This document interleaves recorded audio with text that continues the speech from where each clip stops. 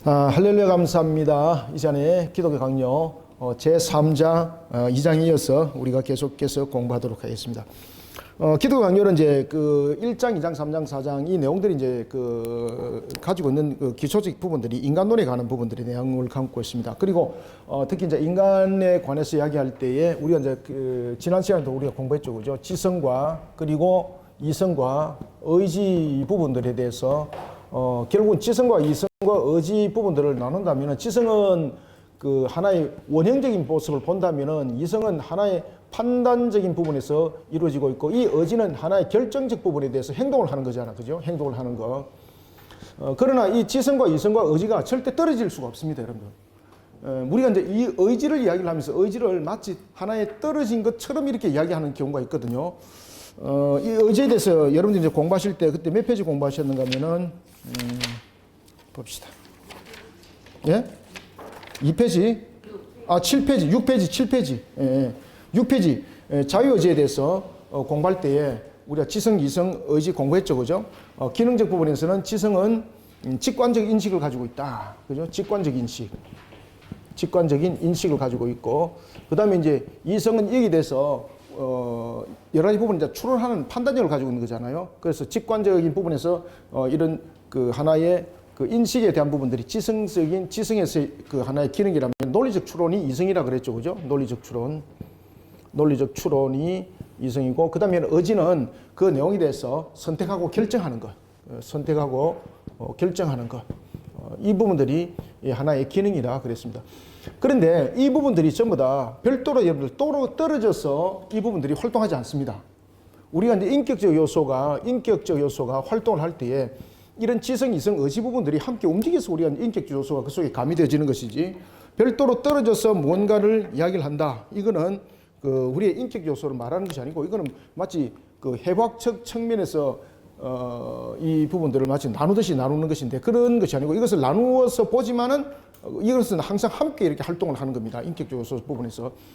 그래서 우리가 지성과 이성과 의지 부분에 대해서 무엇이 중요한가 말했을 때에 어느 누구도 먼저 중요하다 말할 수 없는 것은 어떤 것도 결여가 되면은 이 속에서 인격적 요소들이 발생이 되지 않습니다, 여러분들. 그래서 이 요소는 하나의 원천적인 구성을 하는 데 있어서 이렇게 우리가 세분화적으로 봐서 그렇지 모든 것은 동시에 활동한다. 동시적이다. 이렇게 보시면 되겠습니다. 자, 이런 그 지성과 이성과 의지가 동시적으로 작동을 합니다. 그죠? 그러나 여전히 그럼에도 불구하고 우리가 이 부분들을 죄에 대해서 이것을 원죄에 관한 부분들이죠. 원죄에 관한 부분들을 인정하지 아니한 상태 속에서 이 지성과 이성과 의지를 보는 것과 그 다음에는 원죄에 관한 부분들로서 이것을 비춰보면서 지성과 이성과 의지를 보는 것은 나중에 완전히 다른 결론이 나타납니다. 그죠? 특히 이제 이 그 의지 부분에 대해서 이것을 별도로 이제 떨어져 나와서 이제 이 부분들을 결정적으로 이야기했던 사람이 대표적인 사람이 누굽니까? 펠라기우스죠. 펠라기우스. 그래서 이 펠라기우스가 아우스티누스하고 어거스틴이라 써봅시다. 그냥 우리 책에 어거스틴에 나와 있으니까 어거스틴이 뭐 저는 논문 같은 거 쓸 때는 이 어거스틴이라는 단어를 안 쓰고 그냥 아우스티누스라 이렇게 했습니다. 그 어거스틴과 펠라기우스가 논쟁 부분들이 바로 이 부분들이거든요. 그런데 펠라기우스는 이 부분을 굉장히 강조를 하는 거죠. 이 부분을 마치 독단적인 것처럼 설명하는 거죠. 그래서 자유의지론이 등장하는 겁니다. 아시겠습니까? 그래서 자유의지라는 것을 우리가 마치 의지가 독단적으로 떨어놓은 것처럼 생각을 하고 있는데 이런 부분들이 아닙니다. 이 부분들을 잠깐만요. 잘못하다 칠판 떨어지겠다.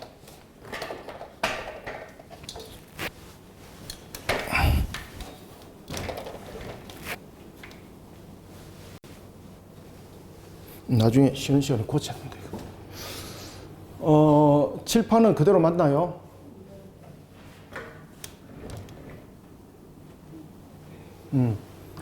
우리의 그 자유의지라는 이런 부분들로서 이것을 별도로 떨어져 보시면 안 됩니다. 왜냐하면은 앞에도 제가 말씀드렸던 것처럼 우리가 결국은 행동이라는 것이 나타나는 것은 지성적인 부분들이 인식이 되어지고 이성이라는 부분들이 추론이 되어진 상태 속에서 의지가 이게 발현되는 것이거든요. 그런데 이런 부분들을 이제 자유의지라는 부분들로서 이제 별도로 떨어져서 이것을 독단적으로 이제 설명하다 보니까 마치 의지가 혼자서 그 활동하는 것처럼 이렇게 이제 되는 것이죠. 그런데 우리가 이제 자유의지가 나타나기까지는 지성과 이성이 반드시 바탕이 되어야 되는 겁니다. 그래서 칼빈이 뭐라고 말하고 있습니까? 이성은 지성을 밝히는 이성은 의지를 밝히는 등불이다 그랬지 않습니까? 그죠? 그렇기 때문에 이 부분들을 전부 다 동떨어져서 설명할 수 없는 것입니다. 이런 그 자유의지를 우리가 원죄라는 부분들로서 바라보지 못하게 되면은 항상 자유의지는 혼자 결정할 수 있는 선택적 요소를 항상 강조할 수밖에 없는 것이죠. 그런데 이 원죄 속에서 우리가 이 지성과 이성과 의지를 바라보게 되면은 항상 무엇이 결부되어야 됩니까? 하나님의 은혜가 없이는 지성과 이성과 의지가 온전히 활동할 수 없는 거예요, 여러분들요. 자, 이런 부분들 때문에 그 인간론에서 이런 논쟁들이 그 집중적으로 일어나게 되는 겁니다. 이런 부분들을 굉장히 일목요연하게 그 당시에 이런 펠라기우스와 그다음 아우티누스에 대한 이런 자유의지의 논쟁 부분들을 가장 신학적으로 아주 일목요연하게 잘 이렇게 해석하고 이렇게 갖춰간 것이 바로 기독교 강조입니다. 그래서 오늘 우리가 이제 그 부분들 지난주에 봤고, 자, 오늘은 우리가 이제 제3장을 공부를 하겠습니다. 자, 제3장을 봅시다. 자, 18페이지죠. 그죠? 18페이지. 자, 제3장에 보면은 저주받을 짓을 모든 인간의 타락한 본성에서 비롯한다. 그러니까 우리가 저주받을 짓을 하잖아요. 칼빈이 그런 이야기도 했지 않습니까? 우리가 이제 일본에서도 보면은 우리가 인간이 가지고 있는 내면 속에 숨겨져 있는 하나의 기능이 하나 있는데 그것이 죄 짓는 공장이라고 그러지 않습니까? 그죠? 인간의 원죄로 인하여서 나타났던 우리의 모습들을 그 말을 하고 있는 것이거든요. 그렇기 때문에 우리가 본연적 측면에서의 우리의 모습들을 말한다면은 우리는 타락한 본성에서 모든 것이 이루어지는 겁니다. 우리가 이제 저주받을 짓을 하잖아요. 우리가 사람들이 보면은 악행을 행하지 않습니까? 이런 부분들이 전부 다 타락한 본성에서 비롯되는 겁니다. 그러니까 이런 부분들을 그냥 뚝 떨어진 지성과 이성과 의지라는 부분에서 뚝 떨어져 있는 것으로서 해석하면 안 된다는 것이죠. 아시겠죠? 그죠? 그래서 우리가 저주받을 짓을 할 수밖에 없는 것, 할 수밖에 없는 것이라고 하기는 좀 그렇습니다만은 할 수밖에 없는 것이 아니라 저주받은 짓을 하는 것, 할 수밖에 없는 것은 되지 않는 것은 은혜가 그 속에 이제 입혀졌기 때문에 그 부분들을 우리가 커버해 나갈 수는 있는 것이거든요. 특히 이제 저주받는 짓을 인간이 하는 그 근원은 어디에 있는가? 타락한 본성이 있다는 거죠. 그러니까 결국은 원죄를 가지고 이야기를 하는 거예요. 원죄 가지고. 그래서 지성과 이성과 의지가 전부 다 원죄 속에 영향을 전부 다 받고 있는 거죠. 그죠? 그렇기 때문에 우리는 저주받을 짓을 하는 것은 그러한 하나의 근원적 요소는 바로 원죄에 있다는 겁니다. 지성과 이성과 의지가 이와 같이 저주받을 짓을 하는 가장 근원적 이유는 어디에 있다는 겁니까? 타락한 본성인 원죄 속에 있다는 것을 우리에게 증거하고 있습니다. 자, 봅시다. 관로 있는 거 봅시다. 인간의 본성은 너무 부패하여서 인간의 이성과 의지를 완전히 재생시키는 것을 필요로 한다. 따라서 우리가 본성이 부패한 부분들은 원죄 속에 대한 영향이지 않습니까? 원죄 속의 영향이기 때문에 우리의 이 본성을 보다 더 우리의 본질적 요소를 바르게 회복시킬 수 있는 것은 결국 하나님의 은혜가 아니고는 이 요소는 회복이 될 길이 없습니다, 여러분들요. 그래서 저와 여러분들이 오늘도 왜 보면은 좀 선한 생각을 하고 있고 선한 행동을 하잖아요. 이게 우리의 지성과 그리고 이성과 의지 속에 그대로 원죄 상태에 있다면요, 우리는 이 상태 속에서 그러한 선한 생각을 하지 못합니다. 그러나 이런 부분들을 가지고 하나의 개별적 측면에서 떨어져 나와서 자꾸 해석을 하려고 그러는데 이거는 개별적으로 떨어져 나와서 해석할 수 있는 요소가 아닙니다, 여러분들요. 그래서 칼빈이 그 이야기를 정확하게 하는 거예요. 인간의 본성은 너무 부패하였어. 너무 부패했다는 것은 그 부패 정도가 그냥 지나친 정도가 아니고 그냥 모든 걸 다 덮었다는 이야기거든요. 그렇기 때문에 어떤 것들로도 인간의 원래 본성을 가지고는 죄성 속에 이제 찌들어져 있는 이 본성을 가지고는 우리가 어떤 선한 생각도 할 수 없고 행동도 할 수 없어요, 여러분들요. 우리는 그래도 자유할 수 있는 결정권이 있잖아요. 그 전부 하나님께서 은혜를 베푸심으로 일말에 하나님께서 일말에 하나님의 형상을 남겨뒀다 그러잖아요. 이게 하나님께서 베푸시는 일말의 은혜로 말미암아 이 모든 것들이 이루어지는 것이거든요. 그래서 우리는 이 은혜라는 그레이스, 은혜라는 이 부분들을 굉장히 중요하게 다루셔야 됩니다. 근데 우리는 이 은혜라는 요소를 전부 다 갈라박으로 다 내려놔놓고 마치 자신이 잘난 것처럼 이야기를 하고 있고 막 이렇게 하잖아, 그죠? 여러분들 가지고 있는 달란트도 여러분 하나님께서 은혜를 베푸셔서 가지고 있는 요소 속에서 개성 속에 나타나는 달란트예요. 그러니까 내가 가지고 있는 달란트가 누구보다 특별하다 그런 것은 여러분들이 특이한 사람이기 때문에 아니에요. 하나님께서 은혜를 베푸셔서 그 달란트를 통해서 어떤 일들을 하려고 그에게 준 것이거든요. 그러니까 이런 부분들 원천적인 것을 잘 보셔야 되는 거예요. 이런 부분들도 원천적으로 잘 보려면 우리의 지성과 이성과 의지가 똑바로 세워져야 되는 거예요. 그죠? 그래서 이 기도 강의 잘 배우셔야 됩니다. 지금 이게 이해되고 있습니까, 이거? 제가 이제 이 지성과 이성과 의지를 가르치다 보면 이제 철학 교수가 반드시 들어오게 돼 있는데, 그래서 제가 고민했다 그러잖아요. 이것을 그냥 내 혼자 달려가듯이 하면 이해할 사람 아무도 없다. 그래서 칼빈이 가르치듯이 해야 된다. 그래서 제가 지금 칼빈이 가르치듯이 지금 하는 겁니다. 그래서 칼빈은 굉장히 상대에게 설득력 있게, 이해력 있게 항상 그렇게 가르쳤어요. 그래서 칼빈이 최고의 관심사가 뭔가 하면 가르치는 것이었거든요. 그래서 교리를 가르치고, 성경을 가르치고, 이런 부분들. 그런 부분들을 이제 가르치는 부분에서 그가 전력했던 이유는 또 그가 교부 신학에서 그것을 배워왔던 거죠. 2세기, 3세기, 특히 이제 2세기 넘어오면서 3세기, 4세기에 이단들이 집중적으로 교회를 두들기거든요. 그때 교회가 무너진 요소가 뭔가 아십니까? 교리가 바르게 안 세워졌기 때문이에요. 우리가 이제 1세기 때는 성경이 정경화가 안 됐지 않습니까? 성경이 정경화 되지 않으니까 엉뚱한 것을 가지고 그것을 하나님의 말씀이라고 막 떠들던 그런 거짓 교사들이 있었고, 그 다음에 이제 2세기, 3세기는 넘어오면서 교리적 논쟁이에요. 근데 그 당시에는 교회가 교리적 부분이 성립되어 있는 것이 거의 없었어요. 그렇게 해서 교부들이 교리 학교를 세우는 거예요. 교리가 얼마큼 중요한지. 그리고 이제 그 교리 학교를 사비를 들여서 교리 학교를 세우고, 이제 그 속에서 이제 오리게네스라든지 이런 사람들이 이제 교회 이제 감독으로서 이제 나오게 되고, 이런 부분들이 세워지게 되는 겁니다. 자, 이와 같이 이런 부분들을 우리가 이제 배워 나가는 부분에서 이제 교리를 이제 가르치고 이랬던 부분들은 칼빈 이제 그런 교부들의 신학을 보면서 그 중요성을 그가 깨달았던 겁니다. 그리고 이제 사실 종교개혁 때 교리가 굉장히 중요하게 됐습니다. 왜냐하면 결국 논쟁적 문제가 교리적 문제잖아요. 세르베투스에 대한 삼일체론, 특히 세르베투스는 여러분 양태론을 주장했고, 그는 예수님의 성자에 대한 신성을 그는 거부하는 입장이었고, 그는 나중에 따져보니까 다신론자예요, 이게. 아시겠습니까? 그런 자가 그 당시에 제네바를 휘어감고 있고, 그런 기독교 사회를 휘어감는데 그 용납이 되겠습니까? 그죠? 그래서 그런 부분들이 이단이라는 부분들이 확정지어졌고, 이렇게 되어졌던 것이 바로 교리적 문제 속에서 밝혀진 것이거든요. 그러니까 칼빈이 이제 이런 부분에서 기독 강조를 서는 거예요, 여러분들요. 굉장히 중요한 부분들이죠. 자, 봅시다. 육신이 인간의 전부다. 이런 맞습니까?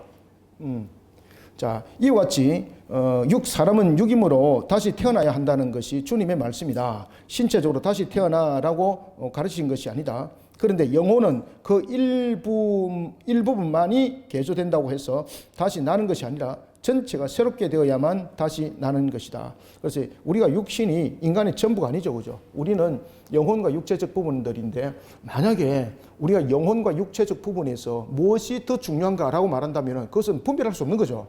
그죠? 영혼은 영혼으로 별도로 여러분들 존재할 수 없는 것이고, 육체는 육체로 별도로 존재할 수 없는 거지 않습니까? 그래서 그것을 하나의 영혼과 육체를 만들어서 하나님께서 우리에게 생명체로 만드는 것처럼 무엇이 더 중요하다, 무엇이 덜 중요하다, 이렇게 우리는 비교관점을 내세울 수 없어요. 인격적 요소를 말할 때는 우리가 영육간의 요소를 가지고 인격적 요소를 말하는 것이지, 영혼의 상태 가지고 말하지 않고 육체의 상태 가지고 말하지 않잖아요. 그죠? 그래도 한 주 빠져도 이해를 잘 하시네. 모르고 머리 끄덕끄덕 하는 건 모르겠는데. 하여튼 공부 잘하는 학생들은 보면 눈동자를 보면 알아요. 여러분들이 공부를 참 잘하고 있다는 것을, 잘 따라오고 있다는 것을 여러분들이 지금 저 눈동자를 보면서 확인합니다, 제가.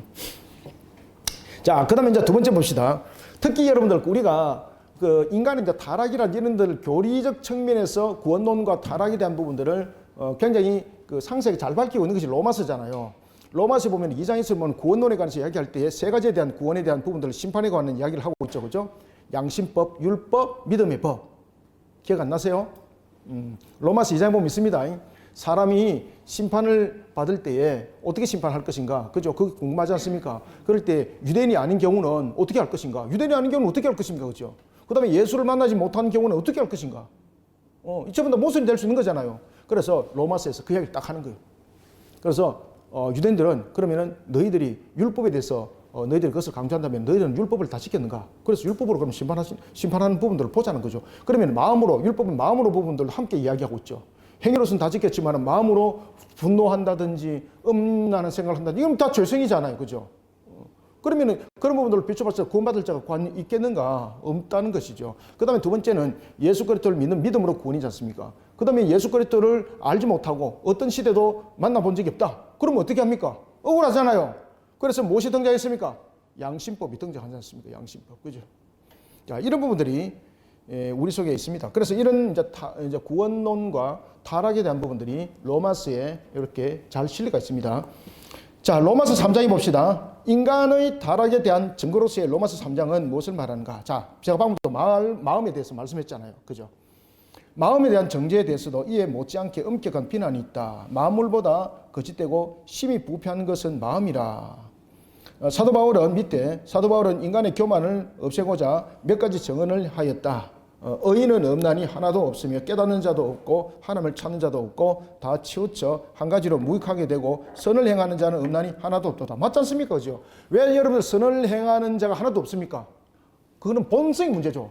우리의 본성이 죄성 속에 있으니까 우리가 스스로 선하게 할 수 있는 내용들은 없습니다. 여러분들요. 하나님께서 믿음을 가진 자든 믿음을 가지지 아니한 자든 모두에게 우리에게 은혜를 베풀고 계시거든요. 그 은혜를 베풀어 주셨기 때문에 우리의 행위 속에서 선한 행동도 나타나기도 하고 그렇게 합니다. 아시겠습니까? 그 사람의 어떤 인격적 요소가 아닙니다.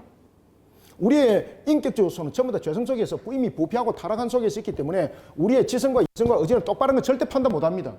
지성은 하나의 직관적 인식을 하는 거지 않습니까? 삐뚤어진데 무슨 직관이 똑바른 인식하겠습니까? 지성이. 그죠? 그 다음에 이성이 전부 다 삐뚤어져 있는데 논리적으로 어떻게 바르게 판단하고 추론하겠습니까?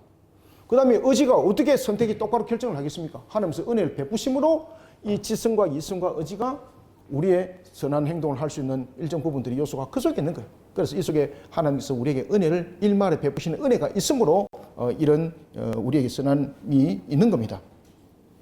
그렇기 때문에 로마서에서는 의인은 없다고 하나도 없다고 이야기를 하는 거예요. 여러분들요. 봅시다. 그러므로 이제 우리는 여기에 묘사된 바와 같은 타락한 풍습이라는 결함이 있기 때문만이 아니라 그 본성이 부패했기 때문이다. 굉장히 중요하죠. 무엇이 부패했기 때문이다. 왜 선한 사람이 한 사람도 없다? 그렇죠. 맞습니다. 이제 이런 것들을 여러분들이 신학에서 배웠잖아요. 그죠? 그러니까 종합적 부분에서 이런 칼빈의 기독교 강요를 보면서 이런 부분들을 잘 이렇게 믹스를 잘하고 오셔야 돼요. 여러분들.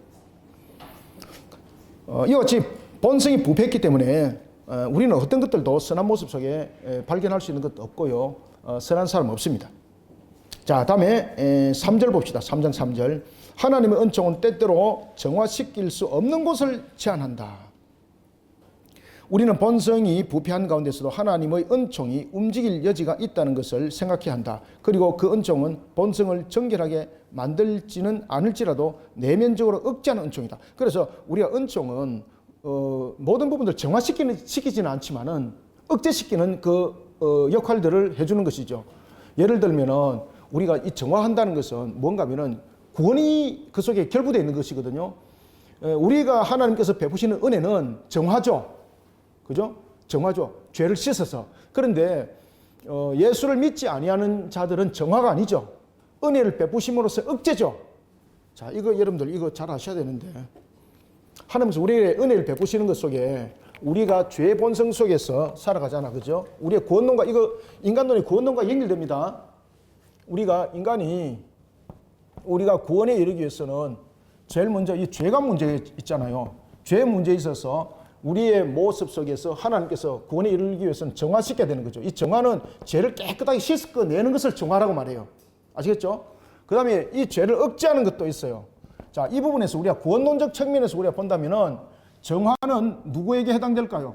그렇죠. 신자에게 해당되는 것이고 억제는 불신자예요. 불신자. 둘 다 은혜를 하나님께서 베푸세요. 그래서 정화는 우리에게 신자에게 베푸시는 이 정화를 우리는 큰 은혜라고 말해요. 큰 은혜. 그 다음에 불신자에게 베푸시는 이 은혜를 그렇지 일반적 은혜라고 말하는 거예요. 그래서 은혜를 구별하여서 이렇게 보는 거예요. 아시겠죠? 그죠? 이제 왜 성경에서 보면 큰 은혜 뭐 이런 것들이 구원론과 관계돼서 나타나면은 이렇게 구별해 보셔야 됩니다. 왜냐하면은 이 죄를 정화, 씻어냈다는 거죠. 씻어냈다는 거죠. 예수를 믿지 않는 자들은 정화, 죄를 완전히 하나님께서 씻어냄이 아니잖아요. 그래서 억제. 나중에 율법의 용법에 보면은 이런 그 기능이 있습니다. 율법에 세 용법이 있습니다. 나중에 뒤에 가서 이제 배우겠습니다. 율법의 세 가지 용법. 바로 이와 같이 하나님의 은총은 때때로 정화시킬 수 없는 것을 제한한다. 그래서 불신자 같은 경우는 억제하는 그런 기능 속에 있다는 것을 여러분 아셔야 됩니다. 자, 그 다음에 4번 제 4절입니다. 3장 4절. 정직은 하나님이 주신 선물이다. 여러분들, 정직은 하나님이 주신 선물이에요. 저 사람이 참 정직하다 그러잖아요. 하나님께서 주신 선물을 잘 활용을 하는 사람이에요. 우리가 저 사람이 인격이 되어서 참 정직해. 그 사람 어떤 본성 속에서 나타나고 있는 성질적 요소가 아니에요. 그 어느 누구도 정직할 수 없습니다. 모든 것은 하나님께서 은혜를 베풀지 않으면은 일말의 은혜를 베풀지 않으면 우리 속에는 정직, 선함 아무것도 못 나타납니다. 그래서 정직은 하나님이 주신 선물이다. 이거 반드시 인식 잘 하시기 바랍니다. 정직은 하나님이 주신 선물이다. 그러나 인간의 본성은 타락한 채 그대로 남아있다. 우리가 정직하더라도 우리의 타락한 본성 그대로 남아있는 거죠. 그죠?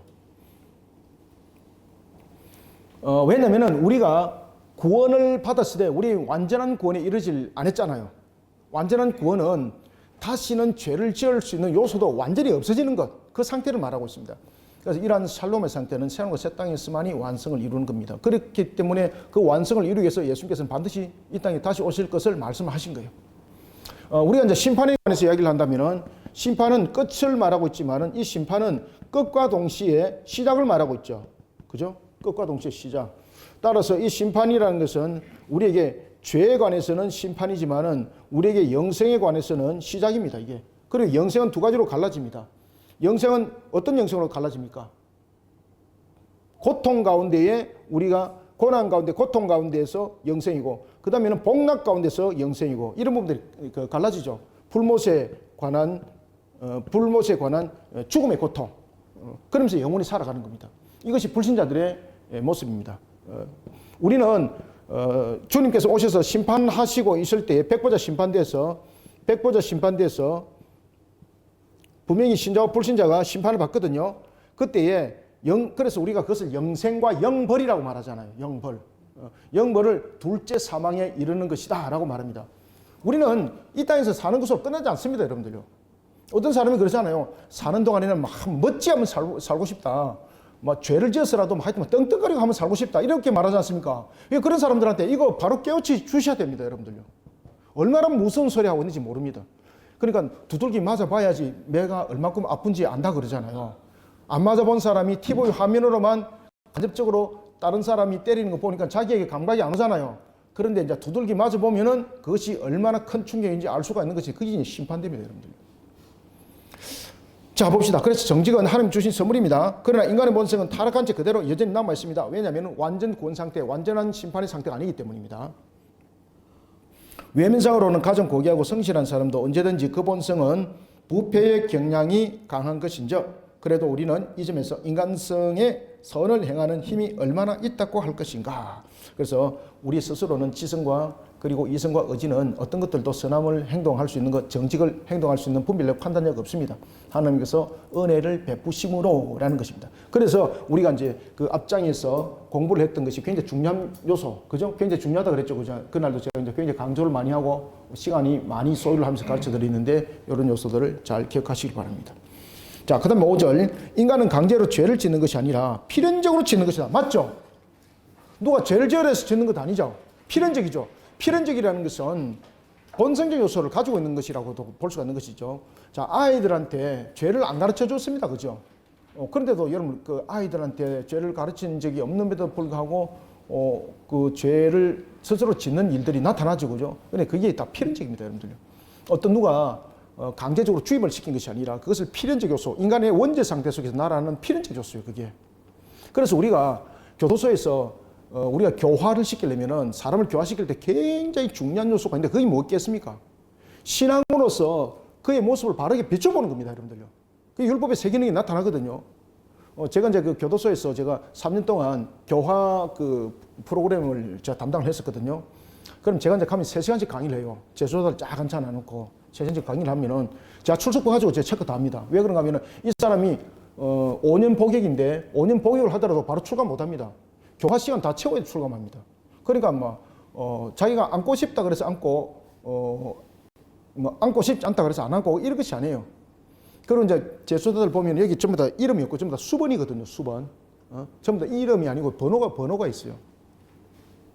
처음에는 이제 제가 이제 그 강의를 할 때에 이 사람들에게 무엇을 강의를 할까. 그럼 저는 이제 이 수감자들의 심정을 제가 잘 아는 사람이거든요.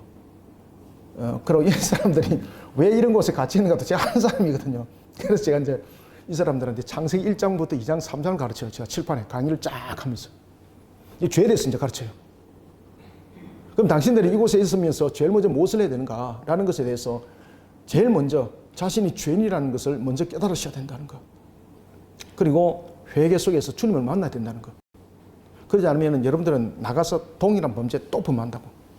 통일하면서 도파민이 돼 있다고. 왜 그런가 하면 우리 속에 죄는 공장이 활발하지 않습니까? 그죠? 교도소일 때는 잠잠한데 나가면은 더욱더 그것이 잉태돼가지고 갑질이 돼버려가지고 더 죄가 악랄해지는 경우들이 많지 않습니까? 자, 그런 요소들이 있거든요. 그래서 우리가 이런 부분들을 잘 우리가 이제 가미를 해야 되는 거예요. 자, 인간은 강제로 죄를 짓는 것이 아니라 필연적으로 짓는 것이다. 20페이지 봅시다. 의지는 죄의 속박을 받아, 그러니까 보십시오. 의지가 결국은 죄의 속박을 받잖아요. 의지는 죄의 속박을 받아 노예 상태에 빠졌으므로 선을 향하여 나아갈 수 없으며 더욱이 선의 전력을 다할 수는 없다. 그럼에도 불구하고 인간의 의지는 남아있다. 여러분, 인간의 의지가 남아있는 것 속에서 선한 행동을 할 수 있는 요소는 아무것도 없습니다. 그래서 인간의 의지가 남아있다는 것이 중요한 것이 아니라 이 남아있는 의지가 남아있다는 것은 하나님께서 은혜를 베푸심으로라는 것입니다. 그럼에도 불구하고 인간의 의지는 남아있어서 가장 절실한 욕구로 죄를 향하여 기울어지며 다름질한다. 이것은 사람이 이 필연성에 몸을 맡겼을 때의 의지를 빼앗긴 것이 아니라 의지의 건전성을 빼앗겼기 때문이다. 의지는 우리 모두에게 있는 것으로 선을 결심하면 이익이 되고 악을 결심하면 손해가 된다. 자, 여러분들, 이런 선을 결심하면은 이익이 되고 악을 결심하면 손해가 된다. 그래서 이 부분이 자의적 의지 속에서 결정론을 말했던 펠라기우스입니다. 아시겠습니까? 그런데 이런 우리의 의지가 어떤 부분들의 결정을 할 수 있도록 하나님께서 은혜를 베풀지 않았다면요, 우리는 의지가 선과 악을 구별할 수 있을까 없을까요? 못합니다. 첫 번째는 그 의지가 결정할 수 있는 능력을 하나님께서 일말에 줬을지라도 하나님께서 은혜를 베풀셔서 그 선과 악을 구별할 수 있는 부분들을 지성과 이성 속에 주어지지 않으면요, 이 의지는요 그릇된 판단을 할 수밖에 없어요, 여러분들요. 그래서 절대 의지만 뚝 떨어져서 이야기를 하면 안 돼요, 여러분들요. 자, 보겠습니다. 자, 이런 부분에 대해서 베르나르두스가 가르침을 줬습니다. 이 특히 이제 베르나르두스는 어떤 사람인가 하면은 12세기에 클레르보 수도원 원장입니다. 이분이 이제 주로 이제 가르쳤던 것이 뭔가 하면 사랑, 겸손, 경건, 그다음에 내적 체험 이런 부분들을 강조했던 영성신학자. 자, 이런 베르나르두스가 신앙이 이성으로 인도해지 이성이 신앙을 재단해서는 안 된다고 주장했어요. 이 딱 맞는 말이죠. 그래 칼빈이 베르나르두스의 그런 가르침이 맞다는 거죠. 12세기에 수도 원장이었는데 신앙이 이성을 인도해야 된다는 거죠. 아시겠습니까? 신앙이 이성을 인도해야 되지 이성이 신앙을 재단해서는 안 된다는 거죠. 자, 여러분들 펠라기우스는 이성이 신앙을 재단했죠. 그죠? 이성이 여러분 신앙을 어떻게 재단할 수 있습니까? 신앙이 이성을 인도해야 되는 거예요, 여러분들요. 그래서 제가 앞에도 교화에 대해서 말씀을 드렸지 않습니까? 그 사람들을 바르게 회복시키는 건요, 신앙의 관점 속에서 세우는 것밖에 없어요, 여러분들요. 그래서 우리는 이성을 강조하는 것이 아니라 신앙을 강조해야 됩니다, 신앙을. 그렇기 때문에 아이들한테도 신앙을 가르쳐야 되는 거예요. 자신의 재능 속에서 잘할 수 있는 것을 가르치는 것도 굉장히 중요합니다만 그것은 다음이에요, 다음. 우리는 세상을 살아나가는 것도 하나의 직관적 요소 부분에서 바라보는 것도 있지만은 또는 하나의 우리의 인격적 요소를 통해서 참된 우리의 삶의 가치관을 바라볼 수도 있어야 되는 거예요. 그런데 우리는 직관적 사고 속에서 살아가고 있는 거예요. 그러니까 직관적 사고 속에서만 살아가고 있으니까 마치 충돌하는 비행기 같은 거예요. 그냥 돌진해가지고 그냥 막 들이받고 막, 그죠? 날아가면은 잘 가는 거고 들이받으면 뭐 할 수 없는 거고 이런 세상에 살아가고 있습니다. 이게 뭔가 하면 너무나도 직관적 속에 살아가고 있는 거죠. 신앙의 관점은 그것을 다 환경을 다 돌아보게 만들어요, 신앙은. 신앙은요, 자신을 돌아보게 만들고 환경을 돌아보게 만들고, 아시겠습니까? 그렇기 때문에 신앙의 관점으로 세워진 자는요, 이웃을 사랑하는 모습이 생기지만은 그냥 직관적 관점 속에 생기면 자기 중심이거든요. 그러니까 이웃이 뭐가 없는 거예요. 그냥 들이받아 버리는 거예요, 그냥. 요즘에 차량 운행도 그렇지 않습니까? 그죠? 가다가 막 기분 나쁘면 막 그냥 막, 가다가 막 쓰고 막 들이받아 보고 막, 보험 처리한다 그러고 그냥 가버리고 그냥. 이런 세상에 우리 지금 살아가고 있습니다. 무섭습니다. 그죠?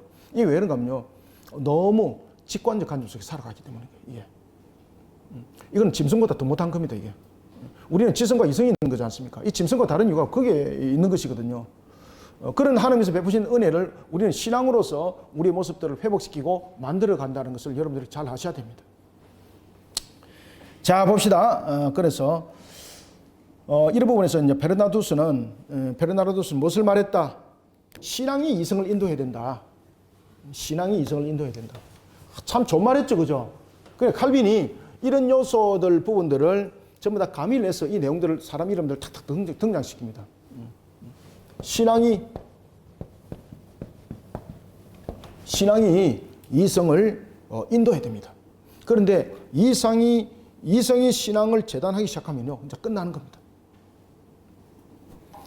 자, 인간이 타락으로 말미암아 부패했을 때에 그것은 자신의 의지로 죄를 지은 것이지 마지못해 또는 강요로 지은 것은 아니라는 것이다. 자, 또 하나는 우리가 또 하나는 알아야 될 것은, 자, 여러분들 보십시오. 우리의 지성과 이성이 이 의지 속에 있을 때에 우리의 직관적 인식이, 특히 아담과 하와도 이 모습 그대로였거든요. 직관적 인식이 그게 유혹에 따라서 그것을 받았잖아요. 그러니까 이 논리적 판단이 흔들어져 버리지 않습니까? 그죠? 논리적 판단이 흔들어져 버리니까 이 선택적 요소에 대한 의지도 동일하게 죄를 범하는 요소로 간 것이거든요. 그래서 우리가 처음에 바라보는 이 지성적 부분이, 직관적 인식이 흔들어져 버리면 이성도 같이 흔들어져 버려요, 여러분들요. 그래서 우리가 신앙으로 바로 세워져야 되는 것이 얼마나 중요한가를 우리가 깨달으셔야 됩니다. 자, 베르나두스의 글에도 어거스틴의 생각과 같은 것이 있다. 죄로 인해 타락한 의지는 어떤 추하고 이상한 방법으로 자체의 필요성을 만들어낸다. 그러니까 이 죄로 인해서 타락한 모습은 어떤 부분을 통해서도 추하고 이상한 방법을 만들어내가지고 자체로 필요성을 만들어가고 이런 죄 짓는 속에 공장이 만들어가지고 움직이게 되는 겁니다. 자, 그런가 하면은, 자, 이런 부분에 대해서 필연성과 강제를 구별하지 못하는 오류를 범한 사람이 있는데, 이런 부분에서 베르나두스는 필연성과 강제에 대한 부분들을 구별했잖아요. 그런데 롬바르트는 이런 부분에 대해서 이것을 구별하지 못한 부분들입니다. 특히 이 롬바르트는 굉장히 유명한 사람입니다. 이게 여러분들 그 스콜라 신학에 대한 부분들 이야기 들으셨죠, 그죠? 스콜라라는 것은 이제 가르치는 것들 이런 부분들인데, 특히 이제 12세기에 스콜라 신학의 핵심적인 요소에 가르침을 줬던 사람이 롬바르트입니다. 이 롬바르트는 명제집이라는 것이 아주 유명한 것이 있습니다. 명제집. 이 명제집 속에는 보면은 총 4권으로 구성되어 있습니다. 4권. 이 제1권이 하나님과 삼일체로 되어 있고, 그 다음에 제2권이 창조, 인간, 죄, 은혜. 그 다음에 제3권이 그리스도론, 성육신, 구속. 그 다음에 제4권이 성례, 종말. 이렇게 되어 있습니다. 명제집이. 근데 이 명제집에서 보면은요, 실질적으로 우리에게 나타나고 있는 잠깐 이런 하나님의 은총이라든지 이런 부분들에 대해서 가르침을 주고 있지 못하는 것이죠. 그래서 롬바르트는 필연성과 강제를 구별하지 못했다 이렇게 말하는 거예요. 아시겠습니까? 그 명제집에서 구별은 했는데 필연성과 강제적 부분들에 대해서 이 구별을 하지 못했다는 것이죠. 그러니까 죄에 대한 부분들이 원죄 속에서 이렇게 왔다는 부분들. 그 다음에는 죄가 우리가 강제적 요소로서 우리가 죄를 범하는 것이 아니라 인간이 의지로서 자체는 죄를 범한 거지 않습니까? 우리가 만약에 강제적으로 죄를 범했다면 우리는 죄에 대해서 면제를 받을 수 있는 혜택 요소도 있습니다. 왜 그런가 하면 강제적인 부분에 억압적 부분들이었지 않습니까? 그죠? 그래서 재판하게 되면은 그 부분에서 인정을 받아서 또 무죄를 선고를 받기도 하죠. 바로 그런 거예요. 그래서 우리가 죄를 범한 것은 우리의 강제적 요소가 아니죠. 우리의 지성과, 아담의 지성과 이성과 의지가 이것이 작동되어져서 움직여져서 죄를 범한 것이죠. 그렇기 때문에 죄는요, 누구에게 주입이 된 것도 아니고 자기가 지어서 죄인 거예요. 그러니까 우리가 이런 부분들을 잘 구별해서 가르쳐야 된다. 자, 봅시다. 그 다음에는 6절부터 14절은 의지의 전환은 내적으로 주어진 하나님의 은총의 결과이다. 자, 그러면 보십시오. 우리가 이런 하나의 죄성 속에서 묻어져 있고 그런 속에서 나타난 우리 모습 속에서 의지의 전환은 하나님의 은총의 결과다, 사실은. 자, 6절. 인간이 선을 행할 능력이 없으면 구원의 일에 무엇보다도 잘 나타나 있다. 왜냐하면 오직 주님만이 구원하실 수 있기 때문이다. 자, 여러분들, 이게 참 재밌는 이야기를 했는데 칼빈이 이렇게 말했어요.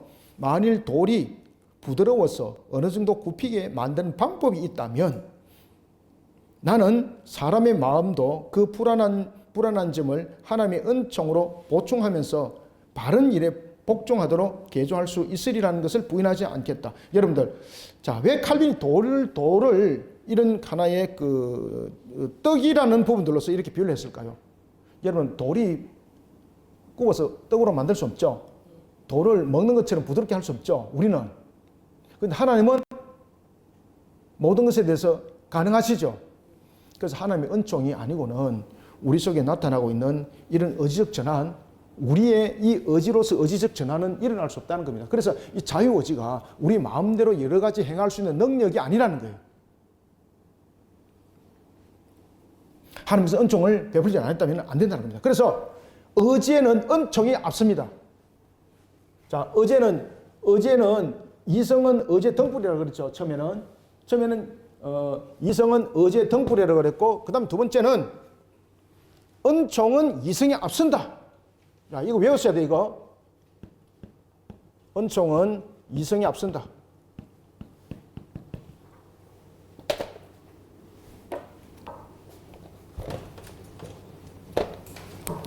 은총은 이성에 앞선다.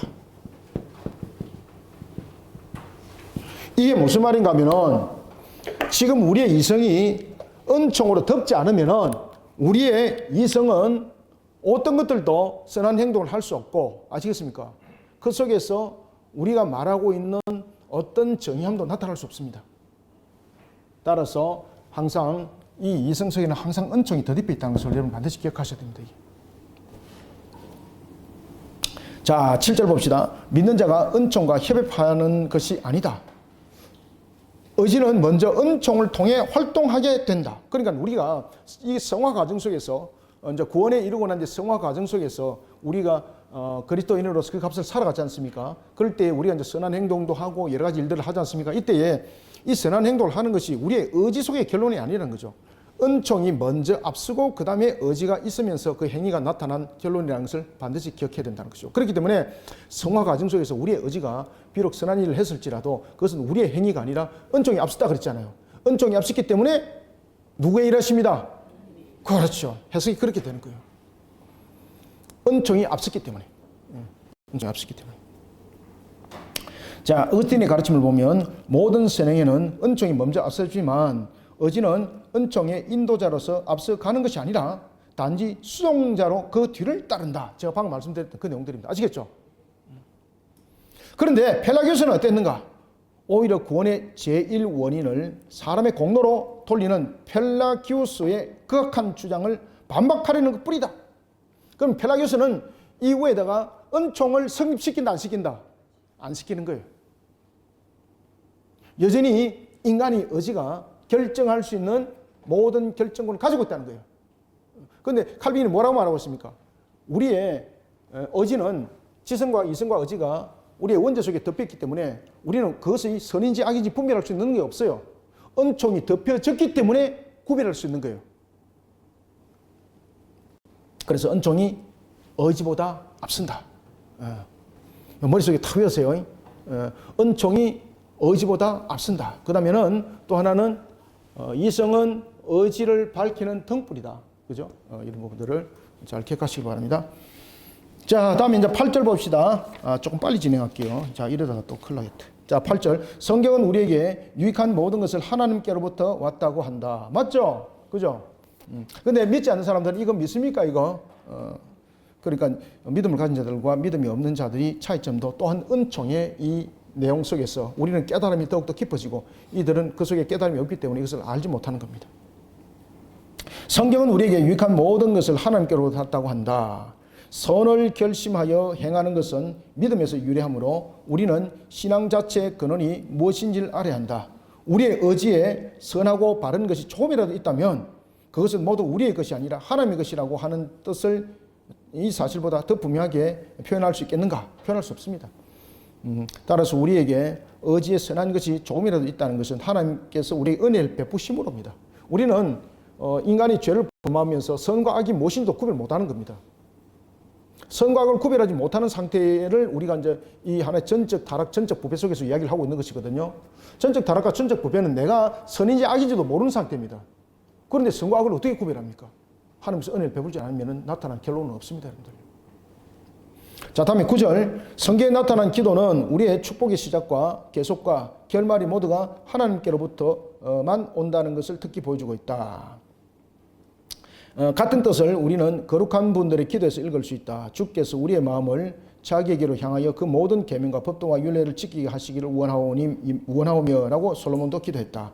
밑에 의지가 올바른 일을 사랑하고 열렬히 원하며 그것을 추구하려고 분발하며 움직이게 되는 것은 주님께서 하시는 일이다. 그렇죠. 우리가 의지로서 올바른 일을 하고 사랑에 열렬하고 이런 것들도 우리의 의지의 사실은 이 자발적 모습으로 나타나는 것 사실은 아닙니다. 전부 은혜를 베푸심으로 일어나는 겁니다. 그리고 선택과 열심과 노력이 흔들리지 않고 성공을 향하여 전진하는 것이나 끝으로 이 모든 일을 사람이 꾸준히 계속하며 최후까지 인내하게 하는 것도 모두 주님께서 하시는 일이다. 자, 주님께서 하시는 일이다. 이것을 한 단어로 표현하면 무엇입니까? 은혜라는 것이 은혜. 이 그레이스, 은혜라는 것을 이야기를 하고 있습니다. 자, 다음에 22쪽. 자, 10절을 넘어갑시다. 자, 하나님의 활동은 우리가 발휘할 수 있는 가능성을 만들어내는 것이 아니라 우리가 더 첨가할 수 없는 현실을 만들어 주신다. 자, 여러분들, 하나님의 활동은요, 우리에게 가능성을 만들어 주는 것이 아니에요. 우리가 활동할 수 있도록 현실을 만들어 주시는 거예요. 그죠? 만약에 우리에게 가능성만 줬다면은, 여러분, 가능성 속에서 우리가 할 수 있는 것 있습니까? 우리가 인간의 죄성 속에 빠지면서 우리가 부패함 속에 우리가 어떤 상태인지도 알지 못하잖아요. 그러면서 전적 타락, 전적 부패, 전적 무능 속에 빠져 있는데, 전적 무능 속에 빠져 있는데, 가능성만 주면은 그것을 가지고 자신의 현실을 어떻게 만들어 갑니까?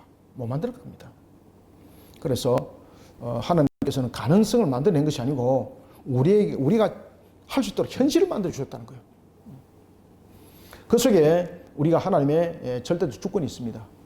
이 부분들을 우리가 삼가 잘 깨달으셔야 합니다.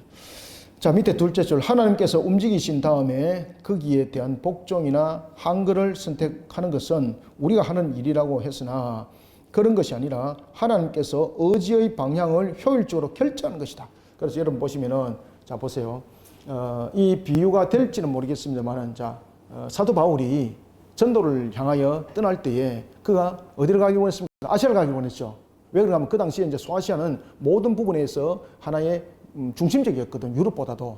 전부 다 소아시아가 문화, 경제, 정치 이런 부분에서 전부 다 중심 요소였습니다. 나중에 그 소아시아의 그 지도를 보십시오. 그런 핵심 요소를 전부 다 가지고 있습니다. 자신도 그 소아시아를 가려고 그러는데 나중에 성령께서 그의 방향을 어떻게 했습니까? 그의 의지를 꺾어버리잖아. 그죠? 그의 의지를 꺾어서 어디로 가게 합니까? 유럽으로 가게 하지 않습니까? 그죠? 마게도냐. 그러면서 최초의 유럽 교회가 세워지죠. 그죠? 이와 같이 우리가 어떤 일들 할 때 우리의 의지에 대한 방향도 하나님께서 효율적으로 결정하시는 거예요. 그렇다 그래서 하나님께서 강제로 하는 것이 아니고 우리의 의지를 그렇게 하도록 만드는 거예요. 그래서 사도 바울 같은 경우도 성령께서 그의 의지가 그렇게 돌아서도록 하나님께서 그렇게 만들어 가셨죠. 그죠? 그러니까 기계적으로 한 것 아니죠. 이런 요소를 함께 가미할 수가 있는 겁니다. 따라서 하나님께서 우리에게 주신 은총이 없었다면은 이런 부분들은 일어나지 않습니다. 자, 다음에 11절. 궁극적으로 구원은 전적으로 하나님이 하시는 일이다. 자, 구원이 왜 전적으로 하나님이 하시는 일일까요? 자, 구원은 결국은 그 값을 해결해야 될 문제거든요. 우리가 죄로 인하여서 이 죄를, 값을 우리가 지불할 수 있는 이 요소가 우리에게는 없습니다. 인간에게는 없습니다. 왜 그런가 하면 인간이 지금 죄인 상태에 되어 있는데 이 값을 지불할 수 있는 상태가 되어 있지 않지 않습니까? 그렇기 때문에 이 부분의 죄를 해결하기 위해서 예수님께서 둘째 아담으로 오셨잖아요. 둘째 아담. 그죠? 둘째 아담으로 오셔가지고 이 모든 부분에서 대속이 되어 주셨습니다. 대속이. 대속이 되어 주신 것은 이것이 왜 둘째 아담으로 오셨는가 하면은 대속을 이룰 수 있는 조건이 직접적 당사자가 되어야 되는 거예요. 만약에 예수님께서 전혀 아담과 상관없는 속에서 대속을 이루어졌다. 이건 성립 안 돼요, 여러분들요. 그러면 여전히 아담은 죄인이에요. 우리는 여전히 죄인이에요. 그래서 예수님께서 성육신 하신 그 부분들, 그것을 둘째 아담이라고 그러죠. 성육신 하신 이 부분들이 굉장히 중요합니다. 특히 성육신 하시면서 아담의 그 살과 피, 그러니까 마리아로부터 살과 피를 얻었지 않습니까? 그 부분들을 통해서 이제 아담이 성립됐는데 그 부분들이 성립이 안 됐다면 이거는 대속은 성립 안 됩니다. 따라서 오늘도 구원은 이렇게 예수님께서 모든 것을 이루는 속에서 온 것이지 이 속에서 인간의 요소 속에 있었는 건 아무것도 없습니다. 몸에 인teg된 것이 요셉, 자신의 남편 요셉에 대한 어떤 남녀 관계 속에서 일어난 것 아니지 않습니까? 성령으로 잉태했지 않습니까? 그 다음에 이제 출산하여서 성육신하여서 그 대속을 이룰 때에 그 값을 지불할 때도 우리가 공생애를 살아가는 거예요. 특히 이제 이 공생애는 대속의 값의 삶을 살아가는 걸 공생애라고 그러는 거예요. 공생애는 개인적인 삶이 아니고 하나의 공적인 요소를 담고 있는 겁니다. 그렇기 때문에 이 공생애가 대속의 내용을 가지고 있는 겁니다. 이 공생에 대한 모든 값을 지불했기 때문에 이 구원이 완성이 된 겁니다. 이루기까지 모든 부분들은 인간이 한 것이 있습니까? 아무것도 없습니다. 그래서 구원은 하나님의 전적인 은혜죠. 그런데 이제 펠라기우스는 이 속에서 모든 부분들은 무엇이라 말하고 있습니까? 인간의 의지적 결정으로 모든 것은 선택될 수 있다. 기가 막힌 이야기를 이제 하는 겁니다. 자, 11절. 자, 궁극적으로 구원은 전적으로 하나님이 하시는 일이다. 맞죠? 그것은 우리의 개별 행동에 대한 보상이나 보충이 아니다. 우리에 대한 어떤 보상도 없습니다. 이 보상 때문에 이렇게 온 것도 아니지 않습니까? 그 다음에 보충하기 위해서 온 것도 아니잖아요. 자, 안에 내용 봅시다. 세상이 극악한 오류를 범하고 있지 않다면 틀림없이 인내를 하나님의 거저 주시는 선물로 인정할 것이다. 우리는 여기서 다음에 두 가지 점을 경계해야 한다. 첫째로, 처음 은총을 합당하게 사용한 데 대한 상급으로 나중에 은총을 받는다고 말해서는 안 된다. 둘째로, 상급은 하나님께서 거저 주시는 은총이 아니라고 생각해서도 안 된다. 밑에 오른쪽, 상급은 하나님께서 거저 주시는 은혜에서 나오는 것이라고 나는 주장한다. 여러분들, 우리가 상급이라는 부분도 한번 생각해 봅시다. 하나님께서 우리에게 상급을 준다 그랬잖아요. 그죠? 복음을 전하면서 우리가 그 일들을 이뤘을 때 하나님께서 하늘의 상급이 쌓인다 그랬지 않습니까? 그 다음에 땅에서도 하나님께서 그 상급을 인정한다 그랬거든요. 그러면은 그 상급이 우리의 의지와 우리의 행위로서만 바탕이 아니죠. 우리가 비록 복음을 전하고 우리가 선한 행동을 했지만 그 먼저 앞서는 것이 뭡니까? 그렇지. 먼저 앞서는 것이 하나님의 은혜라니까요. 그렇기 때문에 상급은 하나님께서 거저 베푸시는 은혜에서 오는 결론이에요, 이게. 그렇기 때문에 우리는 인간의 행위 속에서 자랑 삼고 우리가 뭔가를 말할 수 있는 것은 요소는 아무것도 없습니다. 그래서 우리가 오직 은혜, 그 복음서에도 오직 은혜라는 복음서 있죠, 그죠? 오직 은혜. 그 가사 참 좋더라고요. 한번 들어보십시오, 여러분, 나중에. 제가 차를 몰고 가다가 하여튼 복음 성문을 틀어라 그랬는데 그 노래를 그냥 그 라디오에서 틀어주더라고요. 그래서 내가 이렇게 들으면서 가사 참 좋네. 이분이 참 성경적으로 신앙적으로 굉장히 많은 고민을 하면서 이 가사를 적었겠구나. 그런 생각이 들더라고요. 자, 이와 같이 상급도 하나님께서 거저 베푸시는 은혜에서 오는 것입니다. 칼빈이 딱 그러잖아요. 이거 나는 그렇게 주장한다. 맞다 이거죠. 맞다 이거죠. 자, 12절. 인간은 단 하나의 선행도 하나님의 은혜와 무관하게 자기 자신에게 돌릴 수 있다 없다? 없습니다, 여러분들. 그래서 이런 부분들은 안에 내용을 여러분들 읽어보시고요. 자, 13절 넘어갑시다. 13절. 자, 13절에 보면 의지는 또한 인간의 의지가 독자적으로 활동함을 인정하지 않는다. 맞잖아요. 의지가 독자적으로 활동할 수 없는 거잖아요. 그죠? 그런데 펠라기우스는 독자적으로 활동함이죠. 처음의 자유는 죄를 짓지 않을 수 있는 자유였으나 우리의 자유는 죄를 지을 수 없다고 하는 더 큰 자유다. 롬바르트는 이것을 사람이 영원 불멸을 얻은 후에 있을 완전성에 대해서 어스틴이 말한 것이라고 잘못된 해석을 했지만 어스틴 자신은 이런 생각을 막기 위하여 조금 뒤에 다음과 같이 말함으로써 의혹을 제거해준다. 확실히 성도들의 의지는 성령의 큰 감동을 받아서 나타나기 때문에 그들이 원하는 것을 할 수 있으며 하나님께서 그들이 그렇게 결심하게 만드시기 때문에 그들은 결심한다. 자, 그러면은 우리가 이런 의지가 독자적으로 활동을 하는 것은 아니지만은 그런데 우리는 인격 요소 속에서는 우리가 기계적 요소를 가지고 있는 것도 아니잖아요. 그래서 하나님께서는 우리의 의지에 대해서 우리가 활동할 수 있는 것에 대해서 은혜를 베푸심에도 불구하고 그것을 하나님이 모든 것을 마치 하나님이 하듯이 한 그 내용 속에는 가지 않습니다. 왜 그런가 하면은 그렇게 하기 때문에 우리는 기계잖아요. 기계는 인격 요소가 아니지 않습니까? 그래서 하나님께서는 그것을 은혜를 베푸시고 활동할 수 있도록 가능케 하시고 그리고 또한 그 책임을 묻기도 하십니다, 여러분들. 자, 그런 부분들을 하나의 독자적인 활동을 보면 안 된다는 거죠. 독자적인 활동을 보면 안 된다. 14절, 어스틴은 인간의 의지를 약화시키는 것이 아니라 인간의 의지는 전적으로 은혜에 의존시킨다. 맞지 않습니까? 그래서 어스틴의 주장을 따라가면은 마치 의지가 할 수 있는 것은 아무것도 없는 것처럼 그렇게 얘기해주고 있는데 그렇지 않죠. 의지에 대해서 분명히 행할 수 있는 부분의 요소를 가지고 있다고 이야기를 하고 있죠.